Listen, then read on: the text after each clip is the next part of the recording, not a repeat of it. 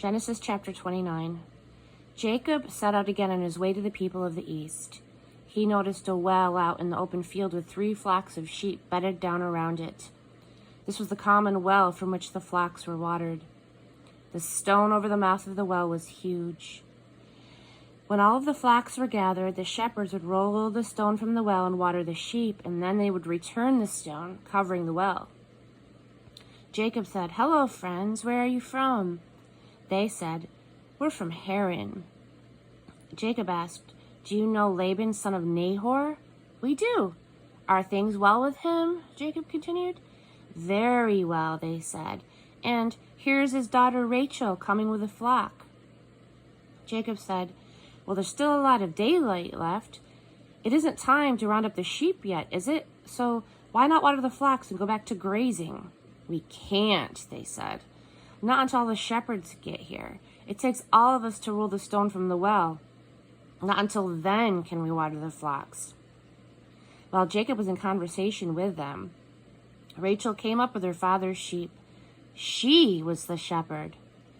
The moment Jacob spotted Rachel, daughter of Laban, his mother's brother, saw her arriving with his uncle Laban's sheep, he went and single-handedly rolled the stone from the mouth of the well and watered the sheep of his uncle Laban. Then he kissed Rachel and broke into tears. He told Rachel that he was related to her father and that he was Rebekah's son. She ran and told her father. When Laban heard the news, Jacob, his sister's son, he ran out to meet him, embraced and kissed him, and brought him home. Jacob told Laban the story of everything that had happened. Laban said, "You are family, my flesh and blood." When Jacob had been with him for a month, Laban said, "Just because you're my nephew, you shouldn't work for me for nothing. Tell me what you want to be paid. What's a fair wage?" Now, Laban had 2 daughters. Leah was the older and Rachel the younger. Leah had nice eyes, but Rachel was stunningly beautiful. And it was Rachel that Jacob loved. So Jacob answered, "I will work for you 7 years for your younger daughter Rachel." "It is far better," said Laban, "that I give her to you than marry her to some outsider. Yes, stay here with me." So Jacob worked 7 years for Rachel, but it only seemed like a few days because he loved her so much. Then Jacob said to Laban, "Give me my wife. I have completed what we agreed I would do."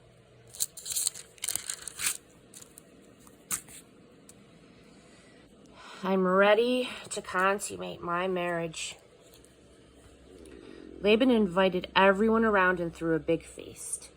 At evening, though, he got his daughter Leah and brought her to the marriage bed, and Jacob slept with her.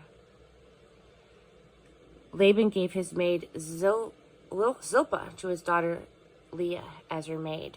Morning came. There was Leah in the marriage bed. Jacob confronted Laban. "What have you done to me?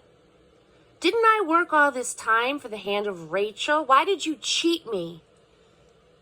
"We don't do it that way in our country," said Laban. "We don't marry off the younger daughter before the older. Enjoy your week of honeymoon, and then we'll give you the other one also. But it will cost you another 7 years of work." Jacob agreed. When he'd completed the honeymoon week, Laban gave him his daughter Rachel to be his wife.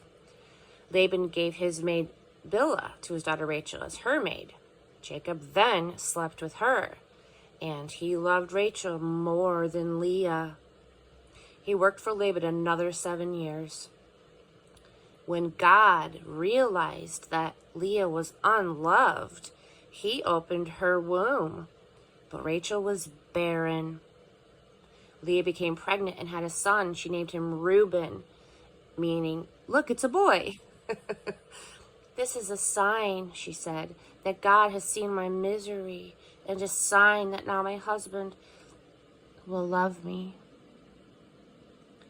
She became pregnant again and had another son. God heard, she said, that I was unloved, and so he gave me this son also. She named this one Simeon, which means God heard. She became pregnant yet again with another son. She said, now maybe my husband will connect with me. I've given him 3 sons.